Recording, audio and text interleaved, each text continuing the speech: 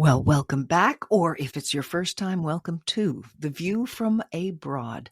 I'm the Broad, and this is the podcast that takes a look back at columns I wrote that appeared in the Hong Kong South China Morning Post every Saturday morning between 1993 and 2000. I covered everything from raising third culture kids to things that were going on around the world, marital miscommunication, a lot of that, and life as an expat in a city that I absolutely adored. And here I am now living in Lisbon and falling in love with this place. We're going to have a guest today, and I love the column that she's chosen. My guest is Melissa Chan. I met Melissa as a senior executive coach and facilitator when she was spearheading the growth and revenue for Southeast Asia's pioneering leadership learning hub, Catapult. Melissa has 25 plus years as a career with multinationals, facilitating and creating environments where people can thrive. She worked with Silicon Valley based startups. The work has taken her to New York, London, Singapore, Beijing, and Hong Kong. And oh yes, don't let me forget to add this, she's also an opera singer. So we're going to be hearing where her experience is being put into action today at the break. But right now, let's start with this column she chose, written almost 3 decades ago. Confessions of a Barbie Girl. I don't know. Maybe I'm nuts, or maybe I'm just an old-fashioned Barbie girl in a Barbie world, but I cannot see how the Mattel toy company could bring a lawsuit against a record company alleging that the lyrics, "You can brush my hair, undress me anywhere," made offensive sexual references to their doll. They haven't got an impossibly proportioned plastic leg to stand on. Have you seen old Barbie without her clothes on? This ain't no baby doll, baby. Barb was designed for one thing and one thing only, and it isn't hair care. Her moving parts have always been neatly stacked, but in the good old days it didn't matter because Barbie was the original fashion doll. She was built to wear gorgeous outfits, and plenty of them. When I retrieved my very own Barbie circa 1962 from my parents' basement 5 years ago, I took her to the house of a girlfriend who spent endless Sunday afternoons with me playing Barbie. As I opened the powder blue carrying case, my friend's mother commented, "Oh, if you girls knew the controversy surrounding that doll. When she first came out, there was this huge outcry because all these little girls wanted this sexy doll, and nobody had seen anything like her before." Well, back when I was a pop off her head and swap her outfits 6-year-old, we had one Barbie, and I didn't know anybody who had more than one. More outfits, yes, but more Barbies? What on earth would we do with them? There wasn't room in either her cardboard dream house or our worlds for more than one. But in response to changing times, we were given other Barbies, Afro Barbie, Hispanic Barbie, etc. I mean, every little girl should have the freedom to strip bare naked and clothe a doll who sports plastic breasts vaguely the same color, if not size, shape, and firmness, her own might one day be. But then things took a turn for the worse. Some bozo decided Barbies of all nationalities needed more to do than just change their clothes.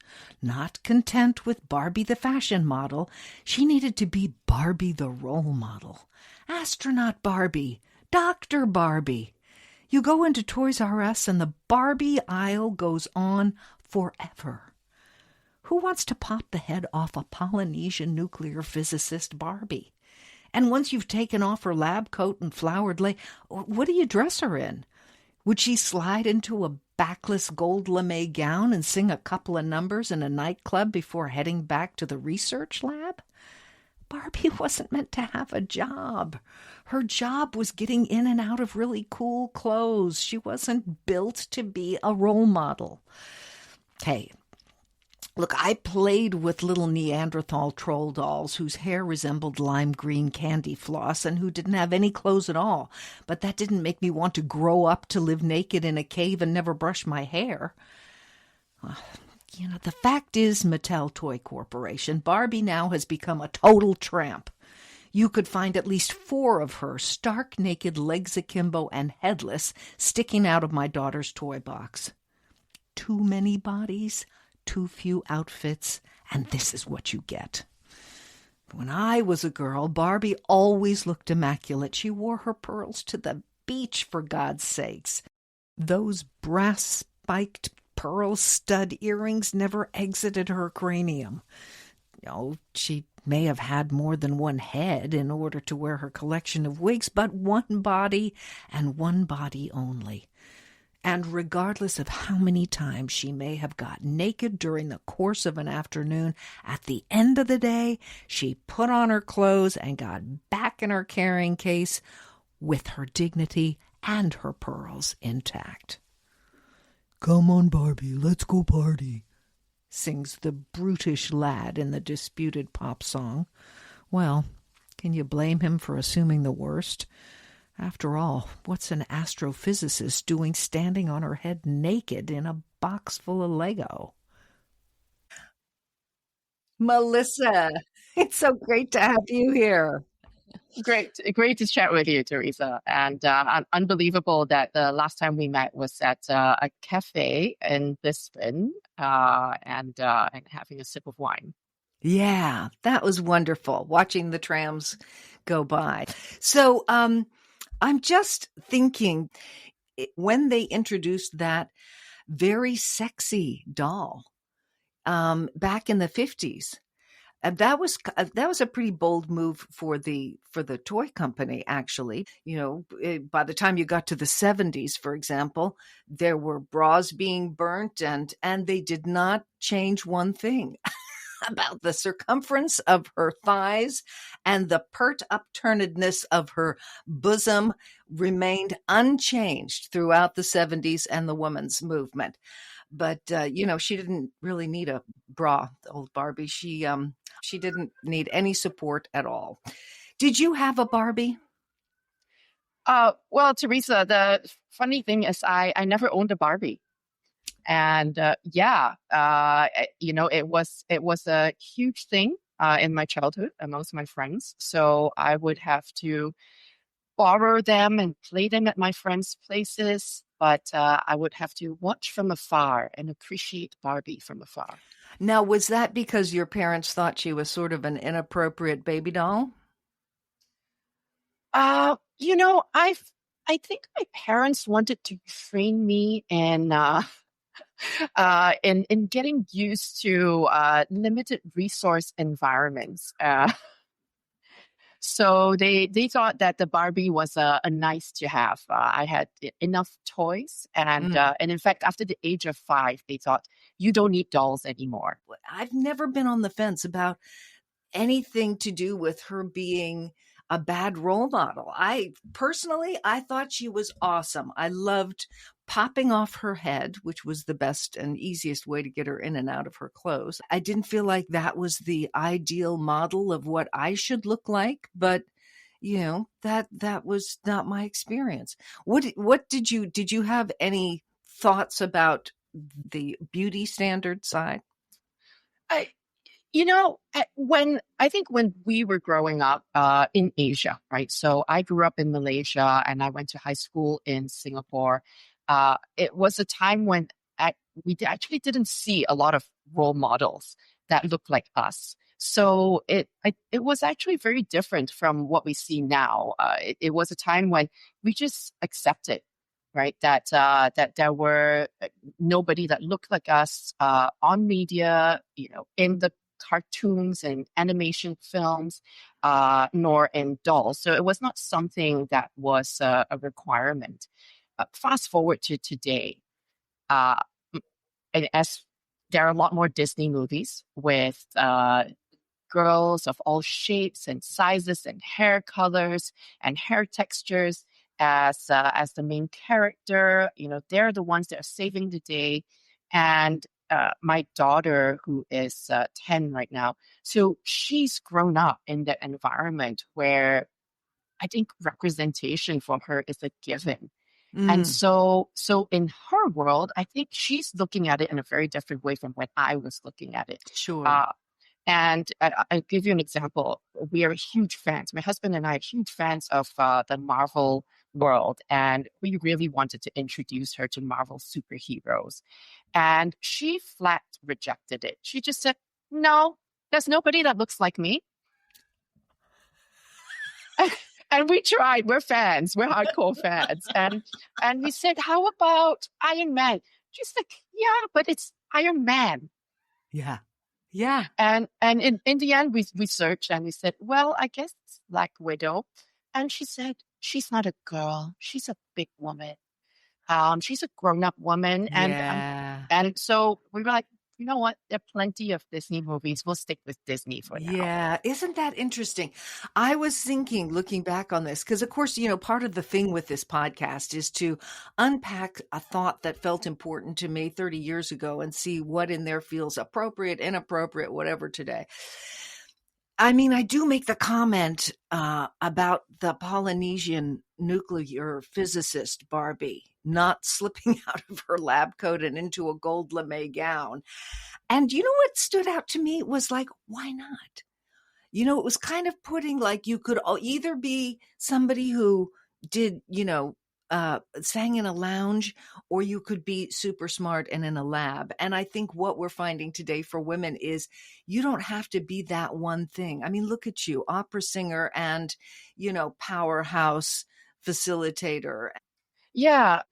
I picked the article because I, my daughter and I actually had a very interesting experience because a year plus ago, she requested to have her own Barbie. And I said, okay. And I had actually volunteered to bring her to the Barbie store. And she said, we're not just looking, like, could I get one? I love this girl. She's got her And own opinions. It's awesome. Yeah. lots of strong opinions for sure. And she without getting too much into why she hadn't had one up to this point, I said, okay, well, let's have a conversation, and depending on how this conversation goes, we'll see if we end up getting a Barbie doll or not. And of course, in the meantime, while I was explaining all this, I think she had eyed the top three Barbies she was going to buy. And so we had a conversation that touches a little bit on what you were talking about, right? Which is at the end of the day, decoupling the physical, how we look physically with what we do. And that's the conversation I wanted to have with her. And one of it being, hey, you didn't want to watch, you weren't into the Marvel world because there was nobody that looked like you. But take a look at this entire wall and tell me if any of these Barbies look like you. And she said, none of them do, but that's okay. And I said, okay, so that's one thing. And the conversation I wanted to have with her at the end of the day was that, look, Barbie's made by marketers, and they're making it based on what they think people want. And in fact, as you're getting to your tween and teenhood, you're gonna start seeing more marketing targeted at you. And it's based on this assumption that there are certain beauty standards, right? Idealized ways of looking. And they're at the end of the day, some level of arbitrary, right? And artificial. And guess what? And as a result, you are deficient, but fear not. We marketers have the solution for you. We have pills, we have potions, we have powders. And if all else fails, we have plastic surgeons. Yeah. And so the conversation I said I wanted to have with her was really around these standards. Yeah. And I said, you add on the fact that there is differences across cultures. So I said, if you keep aspiring to somebody else's beauty standards, you will always be deficient, whether it's set by Mattel or whether it's set by Shiseido or the next beauty brand. So I just wanted to say to her that you can buy any doll you want. Mm. I just want you to remember that whether it's Barbie or LOL or the next doll in town, there is no idealized shape or beauty or Mm, form. mm, Uh, and and as long as you know that, right, yeah. then it really doesn't matter what the Yeah. doll or magazine is that you're reading. Right. Right. Going back to the point that you were making earlier, right, about the Polynesian astrophysicist Barbie, uh, is I this idea of decoupling physical traits from our intellect and our abilities. And there was in the news some astronauts going into space in China, and they did a news conference, and some people actually were quite critical of the fact that the female astronauts had makeup on, and why did they have to do that? They were just a little, they might have worn heels. I don't know. And but this idea that just because you're an astronaut, you can't look good also doesn't make sense. At the end of the day, they're also moms, they're also daughters, and Yes. maybe they like looking good in front Yeah, and at I a mean, news listen, I'm gonna conference. I'm gonna pause you here for 1 second though, because I think the thing is looking good. It's not looking good for other people. I mean, I put on, in fact, I wish I had some more lippy on right now. I put on the nice red lippy like you've got, not to look good for somebody else, but because it makes me feel bright and shiny. Yeah, and so I think equally, looking good does not necessarily mean that somebody is less able, right? Less intellectual. And so perhaps I like wearing hoop earrings and high heels, and I can still be an astrophysicist. It does not impact the way I think, right? I think with the first time we met, I might have had pink all across my hair, right? It does not diminish my ability to be strategic, right? To have smart conversations. And I think this conflation of appearance and physical traits with abilities and intellect is something that I hope over time we start to kind of pull apart, decouple, and look at each of them for what they really are. Well, this opens up a whole thing for me about kind of that dress for success and looking professional. And it's very interesting to me and sort of very beautiful for me to see how that notion is getting reevaluated, right? On the one hand, I think it's it's human nature. I mean, we're just these animals who see things and make judgments before we get close enough to talk to somebody, even, right? So I'm not discounting the fact that how you look, how you choose to dress is a message, is you're sending a message. What I love seeing is that what was considered professional dress was being dictated by a very insular group of people. You and I could talk about this forever. How the criteria for demonstrating great leadership very often came from a Western, often American standard of what men should be behaving like in the workplace. So, getting all of that unraveled and unpacked in a conversation about a Barbie doll is kind of an interesting thing. Exactly, exactly. And it's funny you talk about that dressing for success. Post When I was in college, I invested in an Ann Taylor skirt suit. It was like a blazer and a skirt. It was the most uncomfortable thing, and I would only trot it out for interviews, the serious interviews. I'm going to a bank or a consulting firm. I need to look very professional and serious. So let me put on this really uncomfortable thing, and and my high heels. I did that after my first year in the job. I looked at that suit and I thought, I'm never wearing this again. There's no way I could wear this to work and spend 8 or 9 hours in this. 60 minutes is torture enough. Yeah. And you're not expressing yourself. No. You're expressing something that says, you haven't, you interviewer have an Mhm. idea of what I, as an interviewee, need to project in order to fit that criteria of a professional woman. And Yeah. Yeah, absolutely. It I think there is a certain level of self-expression, and actually as women, I feel we actually have quite a lot of room for interpretation.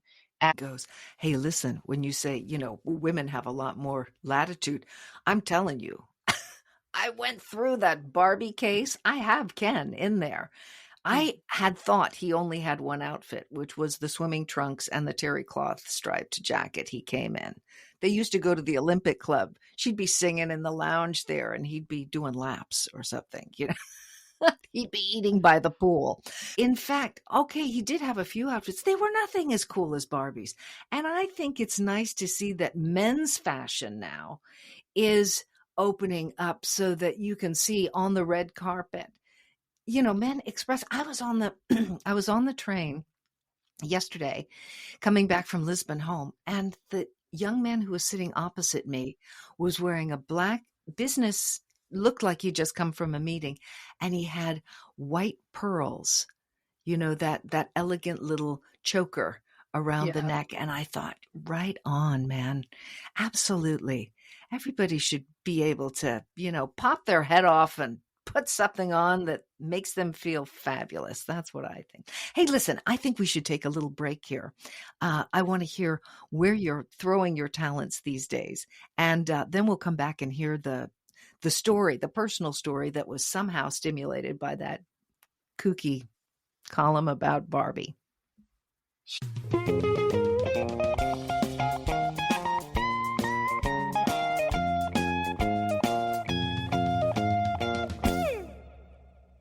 These days, Teresa, I'm actually laying low because my husband and I are writing a book, a parenting book, and it's for parenting girls who are confident, compassionate, and connected with themselves. Uh, all topics we're very, very passionate about. And I love the fact that it's not a mom writing it on her own for her daughter, but it's mom and dad together. Yeah, we wanted to bring both perspectives because I as the opera singer, the stage person, I bring a lot of that background to how I think about parenting.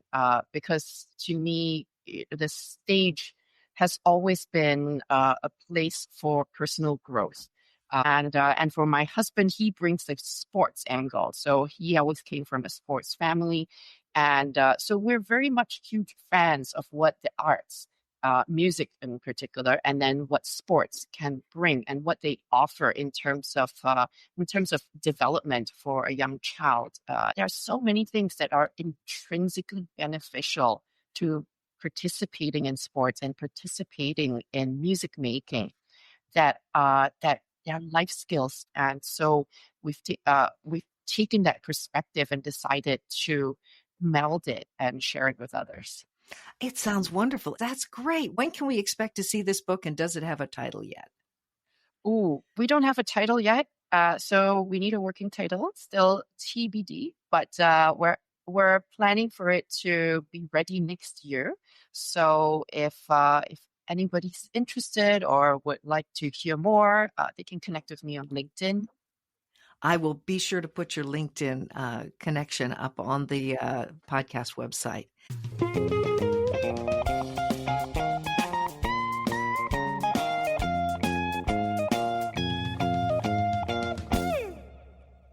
Okay, now I am all ears. What from that column?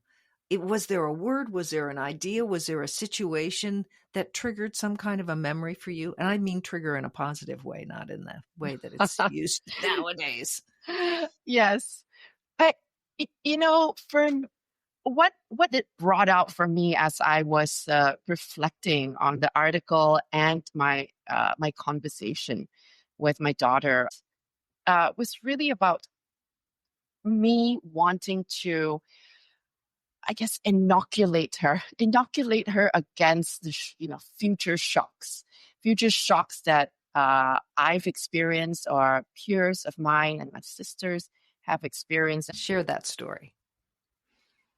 As a child growing up, me and I grew up in a family of girls, so I've got two sisters, and we we always grew up in an environment where adults around us felt that they just felt it was necessary to comment on our physical attributes. And somehow it would be predictive of our future abilities, career, partners. On It's a combination of superstition, old wives' tales, and I think the most powerful of them, unknown narratives of unknown providence. It's like, oh, your toes curl this way, therefore this must be your future, right? You've got beautiful long eyelashes. You're destined to be a beauty queen, and you're going to marry well. Oh, well, you're not that pretty, so you're going to have to rely on your brain. Poor you. And and I think growing up, I didn't accept that because I think there was something inherently unfair in the comments because we didn't choose our physical attributes, yeah. and so I was very conscious of that because my daughter was born when we lived in Singapore, and speaking of third culture kids, she would be a third culture kid, right? She's half Malaysian Chinese and another half Mexican Filipina. So that's a lot going into that mix there. And I just figured she's going to get a lot of comments coming at her at different ages about physical attributes that we might not even see today, that might develop later on. And I just wanted to short circuit that process. I wanted to give her a strong foundation and to be able to say that whatever the attributes are, they're not my choice. Mm, But what I can choose is my actions, my mm, behaviors, my speech. yeah. And those are the things I can choose. And Those I are the can get things over which we have control. Thoughts, exactly, words, and deeds. So with exactly. in your own experience, was there a tipping point for you where suddenly the decision to not own the messaging that was coming in from around you as a younger person, as a younger woman, to say, you know what, I, I'm not buying into that. Was there a point? Was it when you went off to college? Or talk a little bit about that, Melissa. Believe it or not, it was actually when I became a mom. Uh, And I think growing up in Asia, I was generally quite respectful of these comments. Yes, it came from the elder. We're told to respect the elderly. So whatever they say, okay. Even if I secretly disagreed, they were my thoughts and mine only, unexpressed. And it came to a head when I was pregnant with my daughter, and suddenly, whatever comments I used to get, they were multiplied at 10 times, 100 times. Everybody felt like they had something to contribute to exactly how I should birth my baby, how everything, how I was preparing prenatally. I was given instructions left, right, center. And and at one point I stopped and asked, they would say, I know somebody who had this kind of birth, and oh, this is the disaster movie that turned out, right? And I said, do you know this person? No. Is this a friend of a friend? I heard it from somebody. So it turned, so Back to the you old can wives' see. tales. Exactly. You can see how these narratives Yeah. they take on a life of their own, and before long, the narratives become truth, right? That nobody questions, and suddenly the truth was being applied. It was being given to me as advice. This is how I should birth my baby, Yes. And and I think we are particularly, as women, very vulnerable when we're pregnant. I can, well, I say yes, for myself, look, I can only speak for myself. even all the superstitious stuff, because I was in Hong Kong, don't have any construction in the house, don't do this, don't do that. I thought, whatever you tell me, I won't do it. All I want is this baby to be healthy, right? It's You're overwhelming. susceptible to it's overwhelming. It is. It is. Yeah. And so you're really vulnerable at that point. You have a new life in your hands based on the choices you're going to make. And suddenly you're getting all sorts of advice that might be contradictory, and you need to make sense of it. And just something snapped in me. One day, I just said, everybody stop. Unless this is coming from your personal experience, don't tell me about it. I will seek out my own advice. And I basically had to step back. I stepped back and said, what's the narrative I want for my birth? How do I want to feel about my birth? How do I want my daughter to feel about her birth? And I decided right then that I wanted a positive birth story. I wanted that moment and that day to be the most joyful moment of my life and my daughter's life. And I started from there. And I looked for resources that would support that. The same way, the same way I would prepare for a performance. I prepared for my birth the same way I prepared for a performance. I'm just going to tell you that scene with everybody, all these women, bombarding this pregnant woman with all these tales of horror stories. And that moment when she goes, stop, I'm seeing it on stage. It's a scene from a musical. Maybe we need to write this together, Melissa. Let's do it. Let's do it. That pent up emotion feels like Yeah.